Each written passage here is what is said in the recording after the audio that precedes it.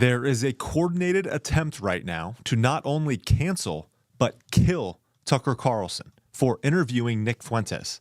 There is one specific moment from this interview that literally broke the internet and has resulted in moral blackmail, threats of censorship, and now violence against Tucker.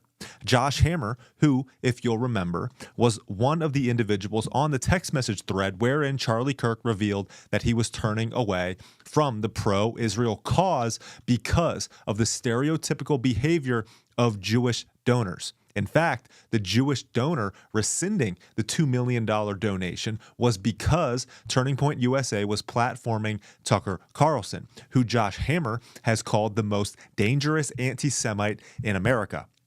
Hammer also, on the evening of this text message thread and days before Charlie Kirk was assassinated, posted public execution on X. Hammer used this moment to capitalize on what seems to be something that he's been working on for some time, eliminating Tucker Carlson. Now, going so far as to comparing him to a fox in a henhouse that needs to be, yes, killed in order to protect the Republican Party. To escalate matters, Nick Fuentes responded to all of this on his show and absolutely went off on Josh Hammer and the rest of these individuals coming at Tucker. Let's get into it. I'm Zach Costello. Everything traces back to Charlie Kirk right now. Everything. Charlie wouldn't do this. Charlie said this. Everyone loves to speak for Charlie Kirk since he has lost the right to speak for himself after taking a bullet in the neck. We know two things to be true. Charlie was a staunch advocate for free speech, and he didn't like Nick Fuentes at all. We know also another two things to be true.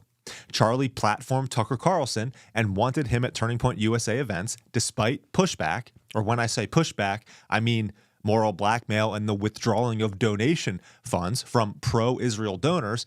And Charlie was getting sick and tired of it. He was getting tired of this bullying, and as he called it, moral blackmail and threats of defunding, which he referred to as stereotypical behavior of Jewish donors. Well, again, Charlie isn't here to speak for himself anymore, and isn't it ironic that in the immediate aftermath of Tucker Carlson interviewing Nick Fuentes, this same pro-Israel group that Charlie was growing frustrated with coordinate a moral blackmail campaign against Tucker Carlson to deplatform him from all over the internet, but especially from Turning Point USA. They are using this clip right here to prove that Tucker Carlson, in fact, hates Charlie Kirk. Watch. How do you explain Mike Huckabee, Ted Cruz, and there are a lot like that, John Bolton. I mean, I've known them all, George W. Bush, like Karl Rove. I mean, all people I know personally who I've seen like be seized by this brain virus, and they're not Jewish. Most of them are self-described Christians, and then the Christian Zionists who are, well, Christian Zionists. Like, what is that? Right. And I can just say for myself, I dislike them more than anybody. Because like what? Because it's Christian heresy and I'm offended by that as a Christian. That's why. So I don't, like, why not? Like, I'm pissed at the neocons, very pissed. I've said that a million times. I've been mad since December of 2003 when I went to Iraq. And so like I went and asked straightforward questions to Ted Cruz because that seemed like there's a sitting senator who's like serving for Israel by his own description. He seemed like a worthy target. This clip is now being used, and you can see here Brandon Tatum to claim that Tucker is calling Charlie Kirk a heretic whom he despised and had a mind virus, stating that Charlie Kirk was a Christian Zionist and that this is disgusting. Tatum tags Turning Point USA, and others have done similar, even tagging Erica Kirk, tattling on Tucker. Look what he said. Look what he said. Put him in timeout, or even better, kick him out of the Turning Point USA house, something that they've been trying very hard to do now for some time. The Stop Anti-Semitism account on X posted that Tucker Carlson will be the demise of the Republican Party. This man must be ostracized from public forums, insider circles, and every place in between. Otherwise, the GOP will morph into the radical abyss like the Democrats have after falling to the reign of AOC, Tlaib, Omar, and their ilk. Brandon Tatum reposted this 1,000, 10,000%. He agrees. Dave Rubin shared a post from Dinesh D'Souza wherein he published text messages from Charlie Kirk telling Dinesh that he made a massive mistake platforming Nick Fuentes, calling him vermin. Charlie Kirk did of Fuentes. And then Rubin says, Turning Point will ultimately have to make a decision to honor Charlie or not, meaning if they platform Tucker, they're not honoring Charlie anymore. This seems a little bit like the moral blackmail that Charlie seemed to be getting fed up with. And now, worst of all, Josh Hammer published an article in the Daily Mail titled Tucker Carlson's Heinous Betrayal of My Friend Charlie Kirk. In the article, Hammer wrote, "The fox is now comfortably ensconced in the henhouse. And unless the fox is neutralized, the victim could be the entire extant GOP coalition itself." Hammer received backlash for using the word neutralized, which many interpreted as calling for violence against Tucker Carlson. I mean, how would you normally deal with a fox in a henhouse?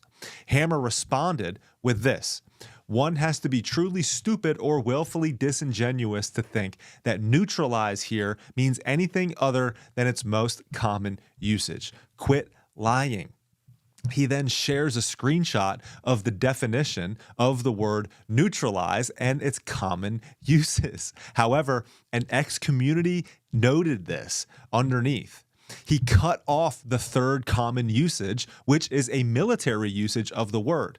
See that here, which defines a euphemistic way of saying kill or destroy, especially in a covert or military operation. And you know, given the behavior of Josh Hammer since Charlie Kirk has passed away and his hatred of Tucker Carlson, I think he knew exactly what he was trying to do right here.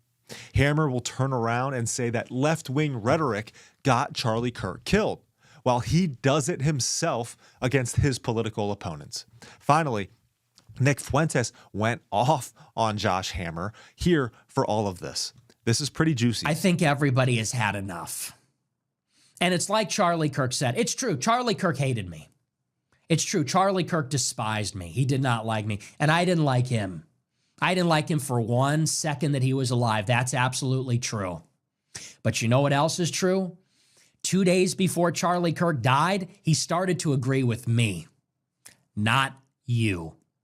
2 days before he died, Charlie Kirk said, "They are leaving me with no choice."